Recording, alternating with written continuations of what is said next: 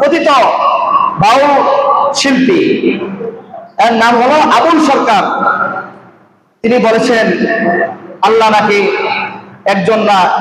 তিনি আল্লাহকে প্রশ্ন করেছেন, আপনি একজন কেন 10 জন 20 জন বা 200-300 জন করতেন তাহলে আপনার সুবিধা হতো। নাউজুবিল্লাহ বলেন, কত বড় কথা আল্লাহর সাথে। আল্লাহকে প্রশ্ন করতেছে আপনি একজন কেন, 200-300 হলে ভালো হতো।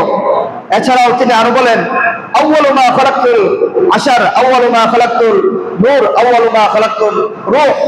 আল্লাহ এই কথা কেন বলেছেন? যে সর্বপ্রথম আল্লাহ আরশ বানিয়েছেন, সর্বপ্রথম আল্লাহ নূর বানিয়েছেন, সর্বপ্রথম আল্লাহ রূহ জগৎ বানিয়েছেন।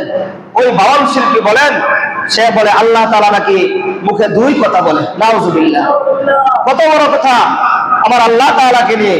আল্লাহ তাআলা নাকি মুখে 2 কথা বলে। উনি ওনার ভাষায় বলতেছে, আমি কি আল্লাহর মুখ মানবো না হুক মানবো?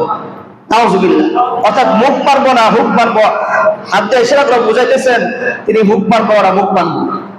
মুআজ্জাজ মুহতারাম, আমরা আল্লাহ তাআলার বান্দা, এটা তো ঠিক। আমরা রাসূলের উম্মত, এটাও ঠিক। আমার রাসূলকে নিয়ে যদি দুনিয়ার মধ্যে কেউ কটূক্তি করে তাহলে আমি মুসলমান হিসাবে ঘরে বসে থাকতে পারি না।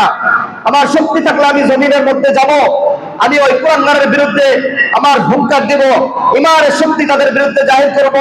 আমার আল্লাহ তাআলাকে নিয়ে যদি কোন কুলাঙ্গার কটূক্তি করে, আল্লাহ তাআলাকে নিয়ে ভিন্ন কথা বলে, আল্লাহ তাআলার উপর সে অংশীদারিত্ব স্থাপন করতে চায়, দুনিয়ার মুসলিম বাংলাদেশের 90% মুসলমান রাষ্ট্রে এটা কখনো মেনে নিতে পারে না।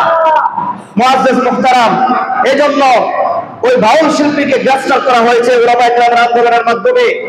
এখন কথিত কয়েকজন লোক যারা নাকি তাকে ছুড়ানোর ব্যবস্থা করতেছেন, আমরা হুঁশিয়ার দিয়ে বলতে চাই যে আল্লাহর বিরুদ্ধে কথা বলেছে, আল্লাহর বিরুদ্ধে যে ব্যঙ্গ করেছে, আল্লাহর সৃষ্টির পুত্রদের বিরুদ্ধে যে ব্যঙ্গ করেছে, তাকে ক্ষমা করা দরকার নাই, তার যাবজ্জীবন হওয়া দরকার, নাহলে সে কাফের হিসেবে ঘোষণা হয়ে থাকে, দুনিয়ার মধ্যে বেঁচে থাকার কোনো অধিকার নাই। যেহেতু এই দুনিয়া আল্লাহর, এই জমিন আল্লাহর, আসমান আল্লাহর, সে যেখানে যাক না কেন আল্লাহর অনুগ্রহ পাইতে হবে। সে যেখানে যাক না কেন আল্লাহ তাআলার নিয়ামত ছাড়া সে বাস করতে পারবে না। মুসলমান ভাইরা আমার, এই জন্য আমরা সর্বদাই চেষ্টা করবো, সর্বদাই সচেত থাকবো।